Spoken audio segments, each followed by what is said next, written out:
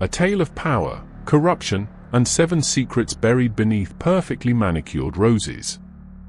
The air in Blackwood Hollow always seemed heavier around Langridge Manor.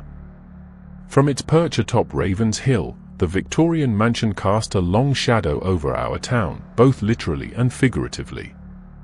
For 80 years, 3 generations of Langridge controlled everything, from the town council to the police department, from the local newspaper to the price of bread. But no empire lasts forever. And when the Langridge dynasty finally crumbled, it revealed secrets far darker than anyone could have imagined. My connection to this story is a personal one. For nearly 40 years, my grandmother worked as a maid in Langridge Manor. She rarely spoke of her time there, but when she did, her voice would drop to a whisper, and her eyes would dart nervously around the room, as if the walls themselves might be listening. "The Langridges always get what they want," she'd say. "And God help anyone who stands in their way." It wasn't until after her death that I found her journals, detailed accounts of her observations from her time working in the manor. Those journals, combined with old newspapers, town records, and interviews with elderly residents, allowed me to piece together the true story of the Langridge family and the 7 graves hidden beneath their prize-winning garden. Our story begins in 1938, when Harold Langridge arrived in Blackwood Hollow with his young wife, Eleanor. The town had been left desperate by the Great Depression, its once thriving lumber industry reduced to nothing. Harold, a banker from Boston with mysterious connections and seemingly endless resources, presented himself as a savior. "I see potential in this town," he announced at a hastily arranged town meeting. With the right investments and leadership, Blackwood Hollow could become a jewel of the Northeast. Hope is a powerful motivator, especially for the desperate.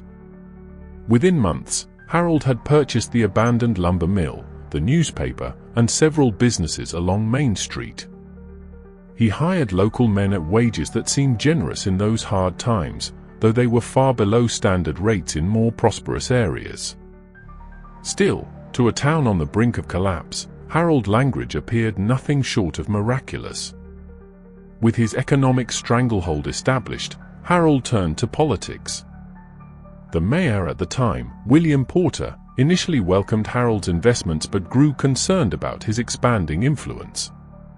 According to town council minutes from April 1939, Porter questioned whether one man should control so many vital businesses. 3 weeks later, the Blackwood Chronicle, now owned by Langridge, published a series of articles exposing Porter's supposed gambling debts and alleging an affair with his secretary. Porter vehemently denied the accusations, but the damage was done. He resigned in disgrace, and in the special election that followed, Harold Langridge became mayor by a landslide. My grandmother's journal entry from that time reads, "Mr. Langridge celebrated his election with a grand party at the manor. As I served champagne, I overheard him tell a business associate, 'Power isn't taken. It's given freely by fools who don't recognize what they're handing over.'" When Mrs. Langridge asked about Mayor Porter, Mr. Langridge just smiled and said, "Some problems solve themselves when properly motivated." The way he said it sent chills down my spine. Porter left town shortly after the election, his reputation in tatters. Nobody heard from him again. Years later, when I was researching this story, I tried to track down what happened to him.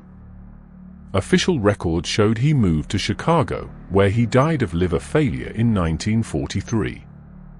But when I contacted the cemetery where he was supposedly buried, they had no record of him.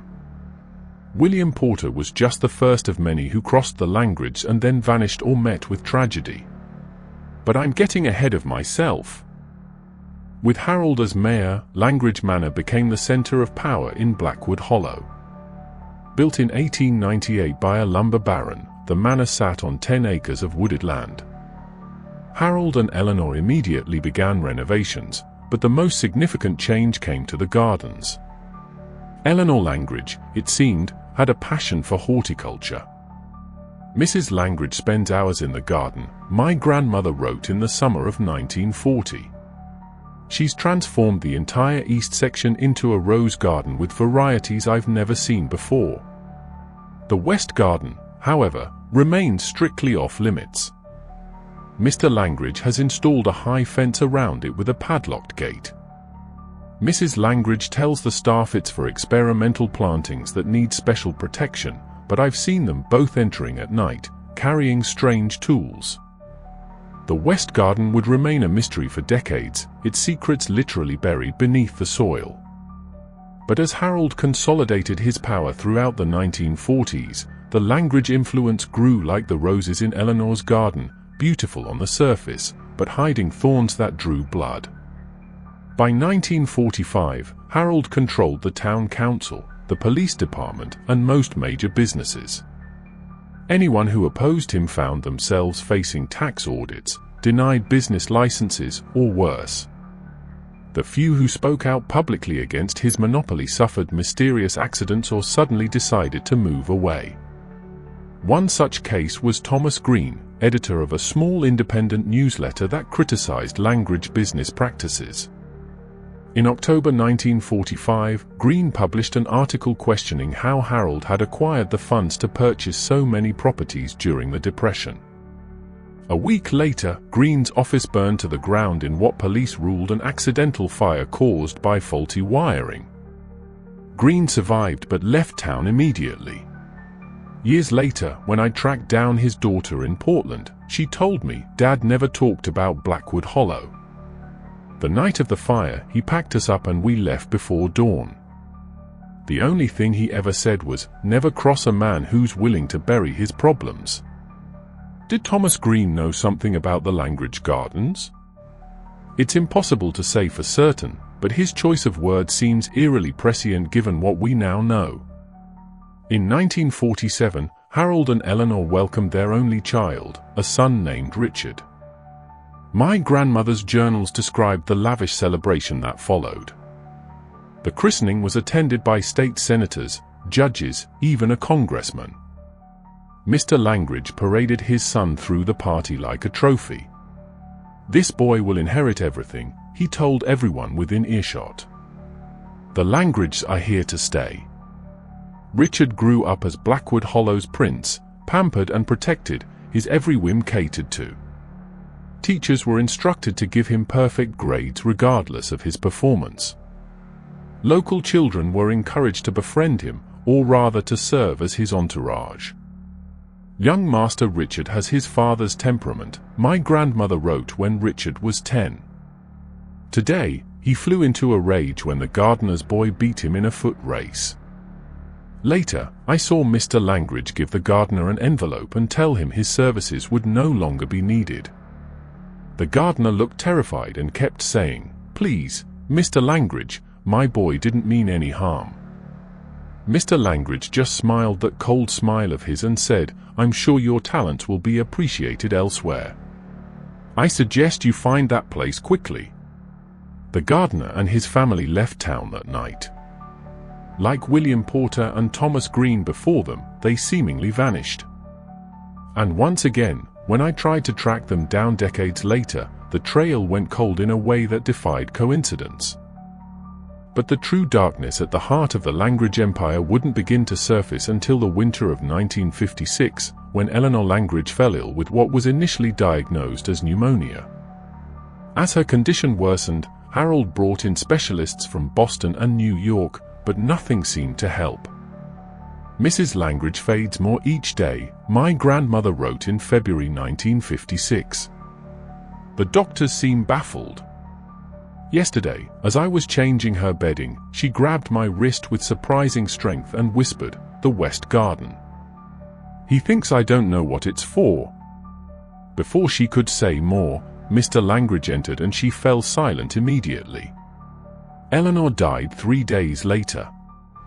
The official cause was listed as complications from pneumonia, but rumors spread through the staff that her symptoms had been strange: nosebleeds, hair loss, stomach pains. Symptoms that, to modern ears, might suggest poisoning. Harold's mourning was brief and performative. Within 6 months, he had married his secretary, Victoria, a woman 20 years his junior with ambitions that matched his own. Victoria took to her role as the new Mrs. Langridge with calculating precision, charming the town's elite while helping Harold tighten his grip on local politics. Interestingly, Victoria showed no interest in maintaining Eleanor's beloved Rose Garden, which quickly fell into disrepair. The West Garden, however, remained carefully tended and strictly off-limits. Richard, now 9 years old, reportedly hated his new stepmother. My grandmother's journals detail increasingly bitter arguments between the boy and Victoria, with Harold always taking his wife's side. Master Richard grows more sullen by the day, she wrote in 1957. This morning I heard him tell Victoria, "My real mother knew what you are." Victoria slapped him hard enough to leave a mark, then told him, "Your mother knew nothing, especially when to keep quiet." Remember that. The implication is chilling in retrospect. Did Eleanor Langridge discover something about the West Garden that led to her death? And was Victoria already aware of its secrets? As the 1950s gave way to the 1960s, Harold's health began to decline, heart problems, officially, though he remained a formidable presence in town politics. Victoria increasingly took on public duties, presenting herself as the devoted wife supporting her ailing husband. Behind closed doors, according to my grandmother, she was positioning herself for power. Mrs. Victoria has been meeting privately with the town council members, my grandmother noted in 1962. Last night, I overheard her tell Mr. Langridge, "They'll support me when the time comes. I've made sure of it." Mr. Langridge laughed and said, "Just remember our arrangement. Richard is my legacy." Mrs. Victoria's response was disturbing. "Legacies can be rewritten, Harold. You taught me that." Harold Langridge died in his sleep on December 12, 1963. At his funeral, the governor gave a eulogy, praising his contributions to Blackwood Hollow.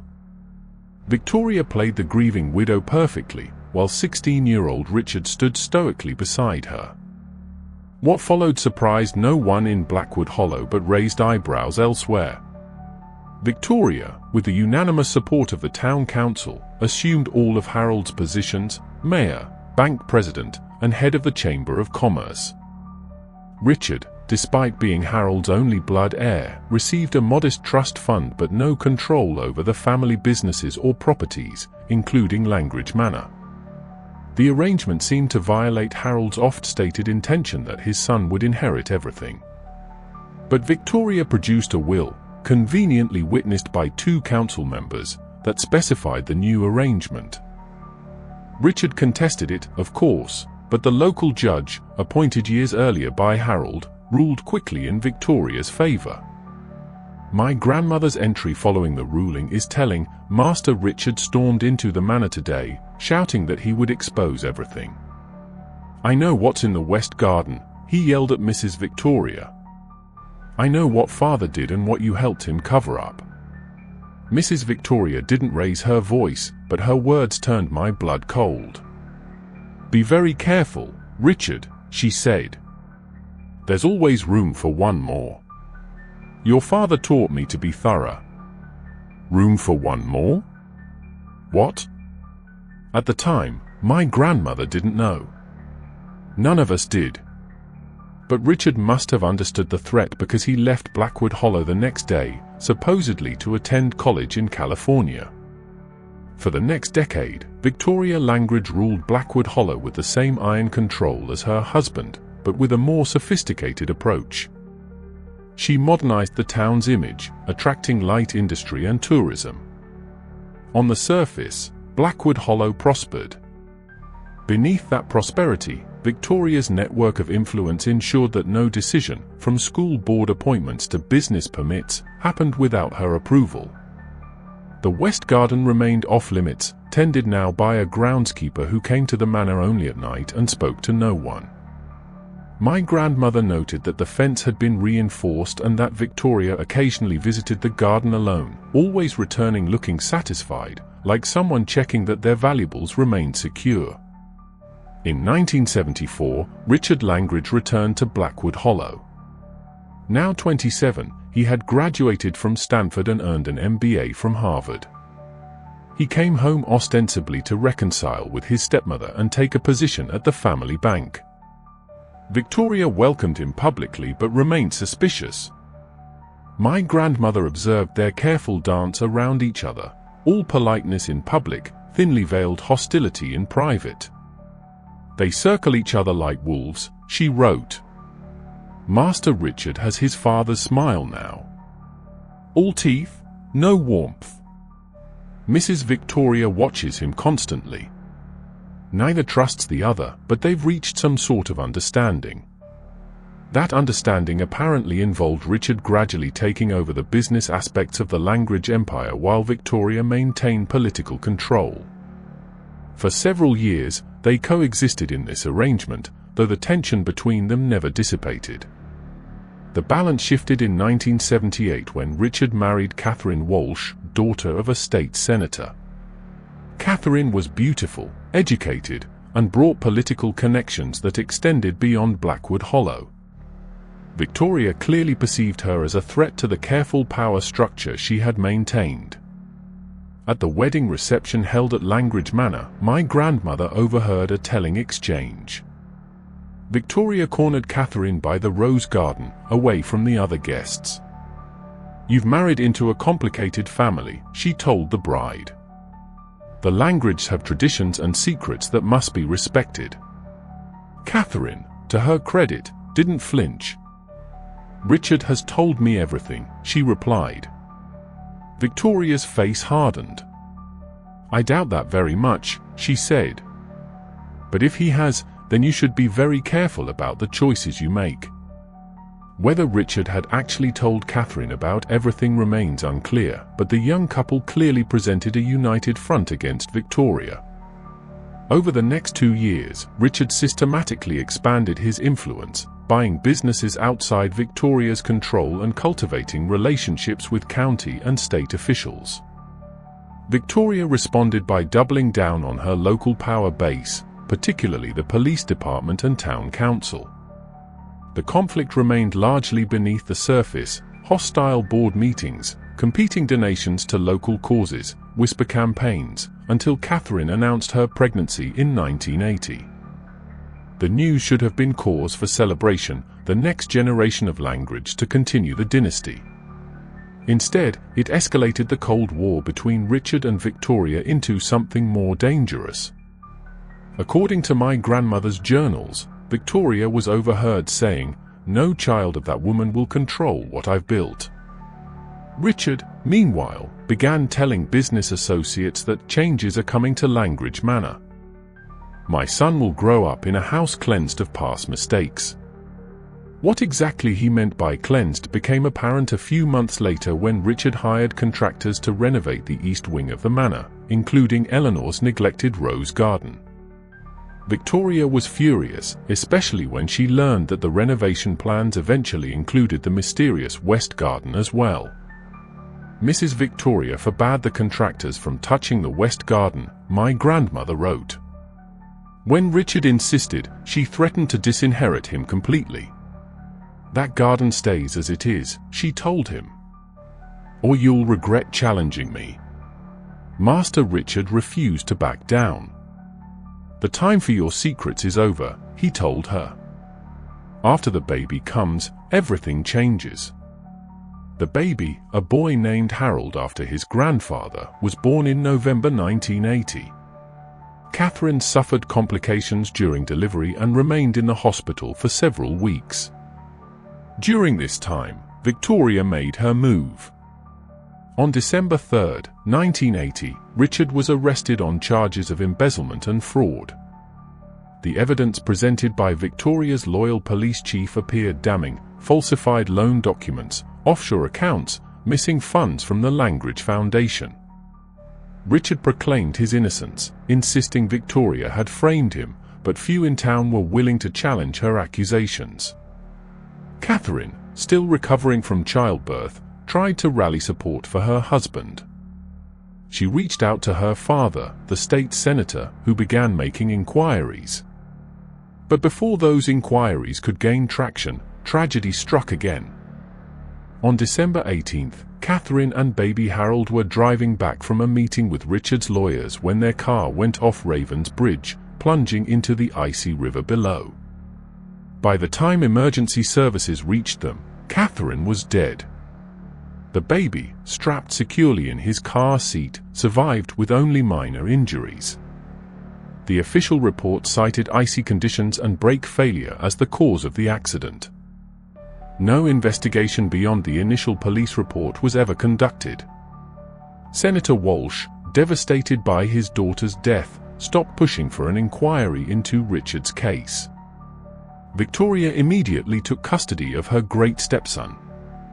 Richard, in jail awaiting trial, was now isolated and powerless.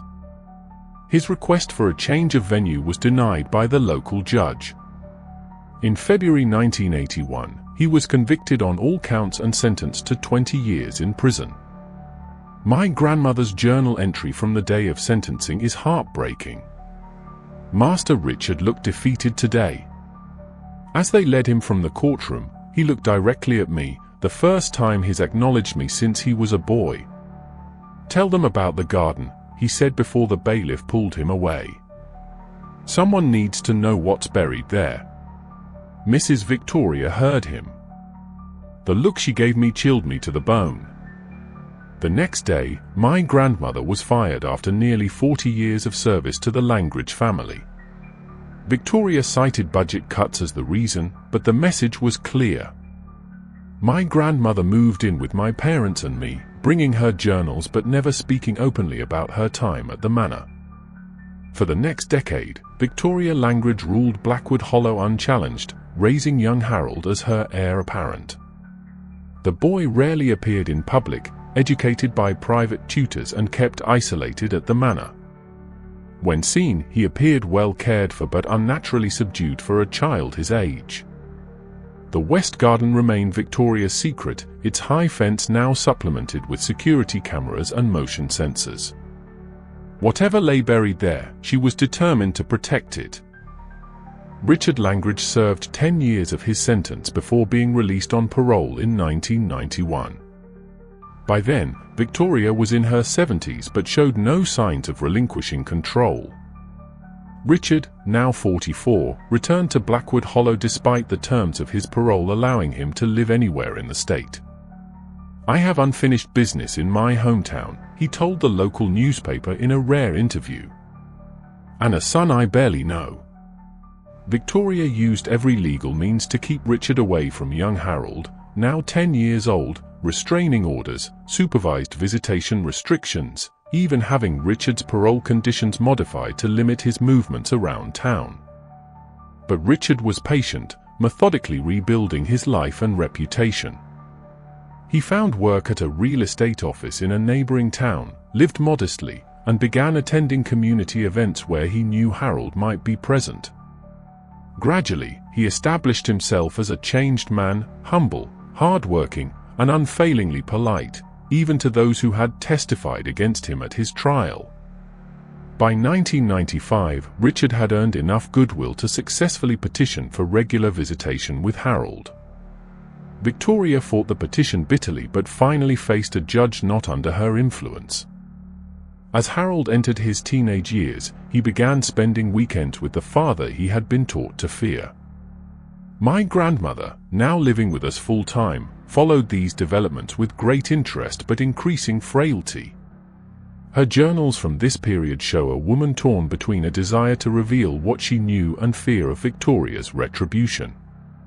"I should tell Richard what I saw in the West Garden," she wrote in 1996.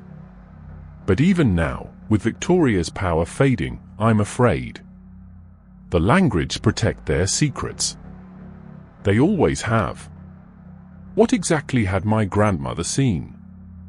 She never wrote it explicitly, perhaps fearing her journals might be discovered, but she left clues, references to midnight digging in the early years, to Harold and Victoria entering the garden with bundles that they didn't bring out again, to counting the roses planted after certain townspeople disappeared. Victoria Langridge died in her sleep on January 7, 1998, at the age of 81. Her funeral was attended by state dignitaries and local officials whose careers she had shaped. Richard and 16-year-old Harold stood side by side at the graveside, their expressions unreadable. Within weeks, Richard had moved back into Langridge Manor with his son. The town held its breath, waiting to see what changes the returned heir would bring. But Richard surprised everyone with his moderate approach. Blackwood Hollow has been ruled by fear for too long, he announced at his first town council meeting. It's time for transparency and shared prosperity. Many welcomed the change. Others, particularly those who had benefited most from Victoria's regime, were less enthusiastic, but after decades under Langridge control, the town had forgotten how to effectively oppose the family. Through it all, the West Garden remained untouched, its fence maintained, its secrets preserved. Whatever Richard had known or suspected as a younger man, he showed no public interest in excavating the space. Perhaps, some speculated, he had made peace with the past. My grandmother died in 2000, taking her unspoken knowledge to the grave. I inherited her journals but didn't immediately read them, busy with college and then my career in journalism. They sat in a box in my parents' attic, their secrets waiting to be discovered. Richard Langridge proved to be a different kind of leader than his father or stepmother. Over the next decade, he gradually divested the family of many of its business interests, selling the newspaper to its employees and converting the bank to a community credit union. He remained mayor but advocated for term limits and more transparent governance. Harold Langridge III graduated from college in 2002 and, unlike his father, showed little interest in returning to Blackwood Hollow. He built a career in environmental science, eventually settling in Seattle with his wife and children. His visits home became increasingly rare. As Richard aged, Langridge Manor began to show signs of neglect. The once immaculate grounds grew overgrown, with only the most basic maintenance performed. The East Garden, once Eleanor's pride, became a meadow of wildflowers and weeds. Only the West Garden, strangely, remained tended, its fence repaired when necessary, its lock replaced when rusted. In 2018, Richard Langridge suffered a severe stroke. At 71, he was airlifted to a specialized facility in Boston, where doctors determined he would require long-term care. Harold returned to Blackwood Hollow to settle his father's affairs. "The manor is falling apart," he told the town council. "My father's medical care will be expensive and ongoing. I intend to sell the property for development." The announcement sent shockwaves through Blackwood Hollow. Langridge Manor had stood as the town centerpiece for generations. The idea of luxury condos or a resort replacing it struck many as sacrilegious. But Harold was determined, and no one, not even on the council, had the authority to stop him. It was around this time that I rediscovered my grandmother's journals while helping my parents downsize. Reading her careful documentation of Langridge secrets spanning 4 decades, I was alternately fascinated and horrified. The picture that emerged was of a family that had maintained power through manipulation, intimidation, and possibly worse. The West Garden remained the central mystery. What had my grandmother seen there that she dared not explicitly describe? What had Richard meant when he told her to tell them about the garden as he was led away to prison? With Harold preparing to sell the manor and 80 years of Langridge rule coming to an end, I decided it was finally time to investigate. As a journalist with contacts in the County Historical Society, I reached out to Harold with a proposal to document the manor before its sale, emphasizing the historical significance of preserving the record. To my surprise, he agreed readily.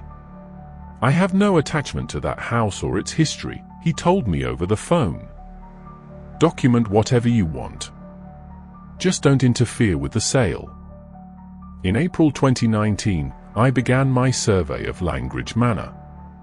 The house itself was impressive despite its deterioration, 30 rooms of Victorian grandeur slowly surrendering to time and neglect.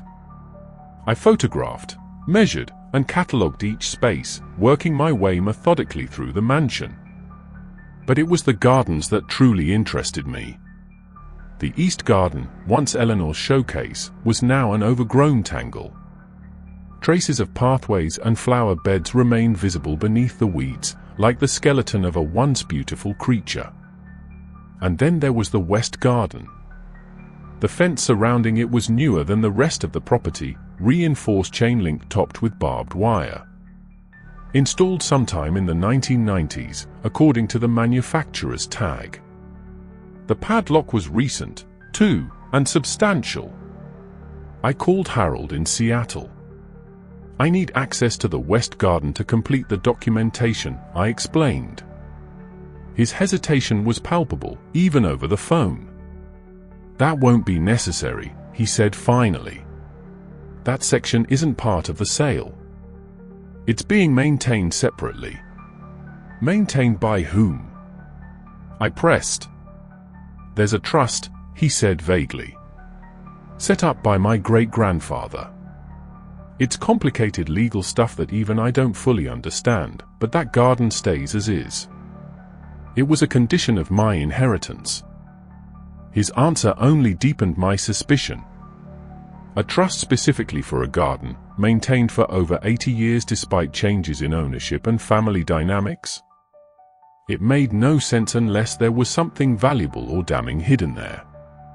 I considered my options. Breaking into the garden would be trespassing, possibly criminal.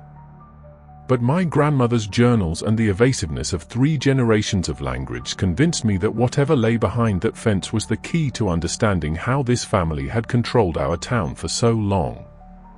That night, I returned to the manor with bolt cutters and a flashlight. The old house loomed against the starlit sky, its windows dark and accusing. I made my way around to the West Garden fence, heart pounding with each step.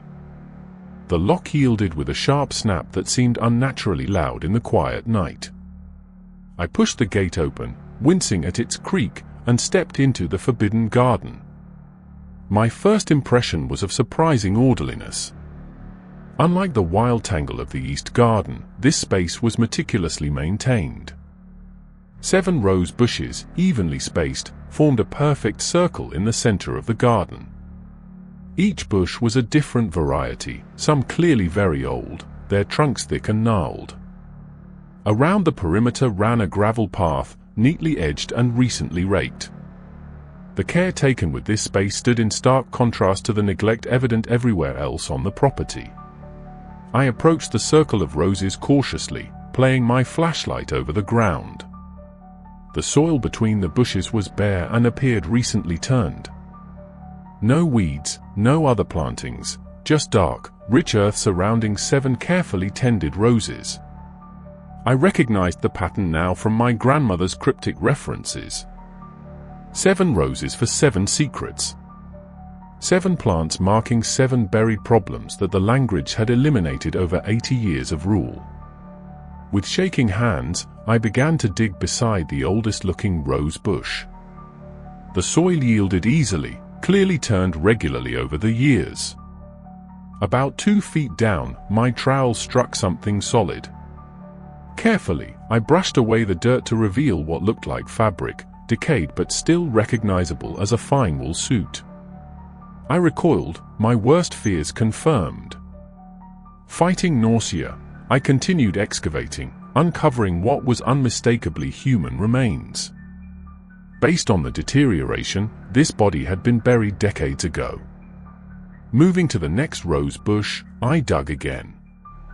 Another body. This one with scraps of what might have been a uniform, perhaps the gardener who had been dismissed after his son outran young Richard Langridge. One by one, I checked each rose bush, finding human remains beneath each one. 7 graves, just as the title of this video suggests. 7 people who had stood in the way of Langridge ambitions. 7 lives ended to protect the family's power. I was photographing the evidence when floodlights suddenly illuminated the garden. Momentarily blinded, I raised my hand to shield my eyes. When my vision cleared, I found myself facing the barrel of a shotgun held by an elderly man I didn't recognize. "Mr. Langridge has been expecting someone to come poking around eventually," he said, his voice gravelly with age. "Been waiting for it since he had his stroke." "Who are you?" "I'm a journalist," I managed to say. "Groundskeeper. Family retainer. Same job my father had, and his father before him." He gestured with the shotgun. "The Langridges take care of their loyal servants." "Do you know what's buried here?" I asked, trying to keep my voice steady. The old man's face remained impassive. "I tend the roses. That's my job.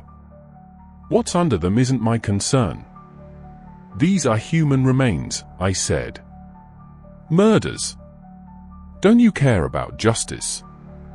Something flickered across his weathered face, regret, perhaps, or resignation. "Justice is a luxury, miss. Survival is a necessity. The Langridges made sure my family survived when others didn't." He reached into his pocket with his free hand and pulled out a cell phone. "Mr. Harold is on his way from Seattle. Took the company jet when the security system was breached. He'll be here by morning to deal with this situation. These people deserve proper burials," I insisted. "Their families deserve to know what happened to them." The groundskeeper shrugged. "Most of their families are long gone or moved away. And the ones still here, they've built lives on Langridge charity. Langridge scholarships educated their children. Langridge loans bought their homes. You think they want to know their comfort was built on blood money?" He had a point, however disturbing. The Langridge influence was woven into every aspect of Blackwood Hollow. How many current residents would want to learn that their prosperity was founded on murder? But I couldn't walk away. Not with the evidence literally at my feet. I had to find a way to document this discovery and escape before Harold arrived. "The police," I began. The groundskeeper laughed harshly. "Chief Williams?" His grandfather was appointed by Harold Langridge, Sr. His father served under Victoria. The chief himself owes his position to Richard. You think he doesn't know about this garden? My options were dwindling. The groundskeeper watched me carefully, shotgun steady. "Sun's coming up in a few hours," he said. "Best get comfortable. Mr. Harold will want to talk to you personally." As dawn broke over Langridge Manor, I heard the sound of a helicopter approaching. The groundskeeper nodded in satisfaction. Right on time. Mr. Harold always was efficient. The helicopter landed on the manor's vast front lawn. Minutes later, Harold Langridge III strode into the garden. At 39, he looked remarkably like the photographs of his grandfather in his prime, tall, distinguished, with the same cold eyes that had surveyed Blackwood Hollow from a position of power for generations. He took in the scene, the excavated graves, my camera, the groundskeeper's shotgun, with a single glance. "Well," he said finally, "it seems we have a situation." "These are murder victims," I said, finding my courage. 7 people killed by your family to maintain their control over this town." Harold sighed, looking genuinely tired. "Actually, it's 8. 8. I echoed, confused. He gestured to an empty space near the fence. "Victoria." Her final request was to join the others. A strange sort of atonement, I suppose. My father honored it, though I never understood why. The casual way he confirmed my allegations was shocking. "You know about all this?" The murders? I know my family history, he said simply. My father told me everything after Victoria died. How my great-grandfather eliminated political opponents. How Victoria continued the tradition, the Langridge way of handling problems. And you're just okay with that? I couldn't keep the horror from my voice. Harold considered the roses thoughtfully. I moved 3,000 miles away and built a life studying environmental remediation. What does that tell you? Before I could answer, he turned to the groundskeeper. Thank you, Mr. Finch. You can go now. Your services will no longer be required after today, but your pension remains secure. The old man lowered his shotgun, nodded once, and left the garden without looking back. Harold turned to me. So, a journalist with evidence of historical murders committed by a once powerful family. What do you plan to do with this information? It wasn't the question I expected. Justice? I said firmly. These people deserve justice. Justice? Harold repeated. After 80 years, when everyone directly responsible is already dead. What does justice look like in this scenario? He had a point, but I stood my ground. The truth, then. People deserve to know what happened here. Harold nodded slowly. The truth? Yes, I suppose they do. He looked around the garden at the 7 rose bushes marking 7 graves. My father wanted this exposed, you know. After his stroke, when he knew he wouldn't recover enough to do it himself, he arranged for the security system to be less effective than it appeared. He wanted someone like you to find this place. Why didn't he just tell someone? I asked. The Langridge curse, Harold said with a bitter smile. We're taught from childhood that family loyalty comes before everything. Even my father, who tried to break away, couldn't bring himself to directly betray that code. But he made it possible for others to discover the truth. He reached into his jacket and pulled out a flash drive. This contains my father's complete confession. Names, dates, circumstances, everything he knew about what happened in this garden. He recorded it after his first stroke when he feared the second might take his speech. It also contains financial records showing how the Langridge fortune was built on extortion, fraud, and occasionally murder. He held out the drive to me. The truth you're looking for. Use it as you see fit. I took it hesitantly, suspecting a trick. Why would you give me this? Harold looked at the excavated graves, his expression unreadable. Because I have children of my own now. Because I don't want them to inherit this legacy. Because some cycles need to be broken. He turned back to me. My father will die soon. The doctors give him months at most. With him dies the last Langridge who actively participated in the family's crimes. I've spent my life trying to atone through my environmental work, cleaning up other people's messes. Perhaps it's time I cleaned up my family's as well. The police, I began again. Will be here within the hour, Harold finished. I called them from the helicopter. Not Chief Williams. The state police. The manor is for sale as planned. The proceeds will establish a victims' compensation fund for the families of those buried here, if they can be identified, or for community restoration if they cannot. He looked around the garden one last time. 80 years of Langridge rule ends today. What happens next is up to you and the people of Blackwood Hollow. As promised, the state police arrived soon after. The investigation that followed dominated national headlines for weeks. Ground-penetrating radar confirmed 8 burial sites in the West Garden. Forensic anthropologists carefully exhumed the remains, working to identify each victim. William Porter, the mayor who opposed Harold Langridge, Sr. Thomas Green, the journalist who questioned the Langridge finances. Joseph Miller, the gardener whose son outran young Richard. Eleanor Langridge, murdered by her husband when she discovered his crimes. Senator Walsh's private investigator, who had been looking into Richard's case. A state auditor who had begun examining Langridge Foundation records in 1974. The original groundskeeper who had known too much and threatened to talk. And finally, Victoria Langridge herself, buried as she requested beside her victims. Richard Langridge died before he could be charged with any crimes, including his complicity in Victoria's burial. Harold cooperated fully with the investigation, providing documents and testimony that implicated his ancestors while making it clear he had no personal involvement. The flash drive contained exactly what Harold had promised, a comprehensive account of the Langridge family's crimes over 80 years.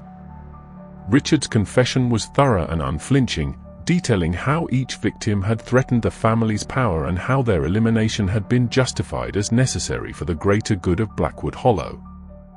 The revelation shook our town to its foundations.